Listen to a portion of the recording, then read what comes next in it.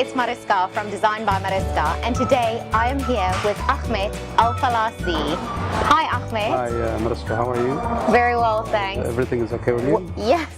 Welcome to the channel. Thank you very much. Thanks for inviting me. You're most welcome. Ahmed, would you mind sharing a little bit more about yourself and who you are? I'm a local artist, and I've started actually painting since I've started walking, I guess. That's what my father used to tell me. And I have a great passion for the environment, such as the seascape, and I need to tell the people how we should protect the environment, and specifically the ocean. Oh, that's very interesting. Yeah, well, very similar to my passion as well. I do. I know. Ahmed, how did your love with art start?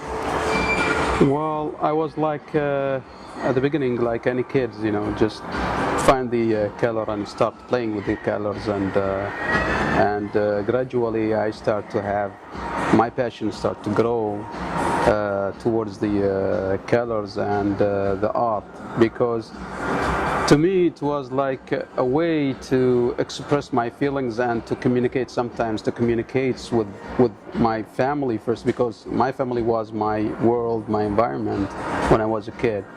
And over the time, my passion started to grow. So one day I was like in the school, and my painting was chosen. We have actually, they call it an exhibition, and my painting was chosen #1. So since then I was like, wow, that's great. Oh, that's so amazing. Yeah, my passion like grow more, and I decided I want to express myself more and tell the people how I feel towards things I see, and it's the way, it's like when you have that smartphone now, how to express feeling from sending messages, emojis and stuff like that. I had the colors and that through your art. Yeah, to express my feelings, and the guys was, everybody was so happy. So Ahmed, how do you balance your career as an artist and still have a full-time job? Well, I have to organize my time because half of my time spent at work, and then quarter to the family, and I just try to find a time for my art, like 2 hours in the whole day, just to to focus on that, satisfied my passion, and feeling kind of trying to get rid of the pressure and the stress, and so that's the way you kind of relieve that stress and through your art. That's really great, because I think it is hard having a full-time job. Absolutely. And then be an artist, and especially like you being a very active artist as well. It's not easy. But of course, you are artist yourself, and you know how it is. But I think it's kind of more exhausting than when you are not a full-time artist. Yes. Try to find the mood, try to organize your time, so you have another responsibilities, the family responsibilities and obligations. All the duties and everything, and you can't just sit and focus on your art. Yeah, that's true. It's something I cannot stop. I love it so much, and it's like the air I'm breathing in. Yeah, so I just can't stop.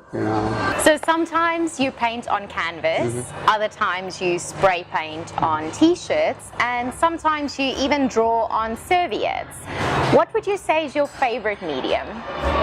Well, I guess all, because every medium has its own something special in it, and to me every mediums help me to express myself in a certain way. That's true. Yeah, so the airbrush give you kind of fantasy touches, and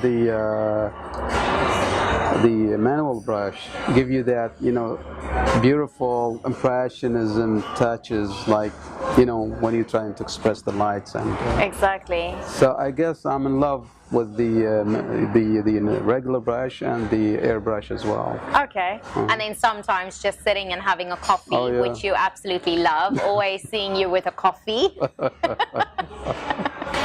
So what would you say has been the biggest thing you've learned thus far as an artist? I guess it's sharing your feeling. That's So your the biggest. emotions that you put in the art. Yeah, with of course with others, you know, that is because I guess sometimes it's difficult on us to share our feelings with others. We might share it with specific people, or, you know, people that we love, but as you know, with all the peoples, I guess it's very difficult. So I've learned sharing, you know, from the And it is kind of hard when you put your emotion, you Yeah, put everything yeah, on there, and you kind of have it open, you know, for Absolutely. people to judge Absolutely. and for people to kind of either like your art or they don't. So Yeah. it's a very personal thing, Yes, it is. which a lot of artists find very hard to actually do because you open yourself to Oh, so yes. much. Yeah. So you're very active in the art community, and you've also started Alfalasi Artz. Yeah. Would you mind sharing a bit about that? Sure. Well, actually, you know, over the time and through my participation in the art galleries, I found out that there's some artists, the beginner artists, or the you know, the amateur artists, or some of them is unknown artists, having, you know, kind of difficulties to open up to the people.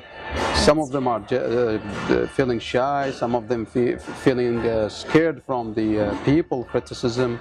Some of them don't know how to, you know, do that or take that step. So I decided to do the Alfalasi Artz for that, you know, at the beginning, for that thing, you know, for that sake, is to help the people, those people specifically, to you know, bring their thoughts and paintings to the light, tell the people, to be kind of a link or bridge to them, Yeah. so they can cross over from to That's to true. open up to the people, to be not afraid, to have a confidence, and sometimes to have their own career, you know, in art. Because I think a lot of people want to be artists Yeah. and they start out, but they don't know how to get to the next level. Oh, yeah. And it's very difficult for them to get there. And that's why it's really great that, you know, you've created this platform Absolutely. that arranges exhibitions And for... mostly, I'm Yeah. sorry to interrupt, mostly what they are scared of, it's the critique. Exactly. They are really, really worried about this, you know, because sometimes the artist or the beginner artist have, you know, a beautiful picture about his painting, and then on the way, a senior artist comes and tell him about this is wrong, this is right, this, and he starts to get devastated, you know, Yeah. and he probably gonna take him a while to paint again. Exactly. So- or change his style Absolutely, totally. absolutely. Which is, I don't suggest, you know, to teach someone's your style. It has to find his own style. If you could go back and tell the younger Ahmed something, what would that be? I will suggest, I'm talking about the artist actually. I will suggest that they should follow their dreams, you know, whatever they like to paint about. But they really need to, you know, be committed and work hard, because without exercising and working hard, they won't improve their skill. That's true. So that is what I'm gonna say to the upcoming or the amateur artists. But to me, I will paint more. You know, I will, because usually, you know, when you're, you know, you're a teenage or you spend your time with the guys, but I found out that I wish that the time go back and to paint more, express myself more, try different mediums, not to be scared from exposed to the people, or you know, expose my art to the people, or afraid of their judgment or criticism, or That's it. Oh, that's some great advice. Yeah. And yeah, I think, you know, there's always, when you look at your career, there's always things that I think about that I think, wow, if I was 10 years old, I would have loved to know that, you know, do this, and, you know, it will just help your path in your career as an artist, which is great. So Ahmed, do you have any advice for young artists starting out? Yeah, actually, I would advise them is not to just listen to anyone, you know, try to give them opinion or suggest some things to them or criticize their paintings. They should find the mentors. The right mentors. It's very difficult. I have to practice it. That's fine. Yeah, so I definitely believe it is good to have a mentor, someone you could look up to. And someone who's close to their style, because sometimes if you are like abstract artist and you are asking a realism artist, he might change your style a bit, his opinion conflict with, so he might give you a different idea, so then the artist will get confused, you know, and the way around. So you should find someone who's, you know, in your style. What projects are you currently working on? Well, actually, I'm trying to, of course, find more unknown artists and help them, and try to grow the Alfalasi art actually more and more. And that's the goal now. So in between the full-time job and that, and being an artist, you've got your hands pretty busy. So what can we expect for the future for Alfalasi Art?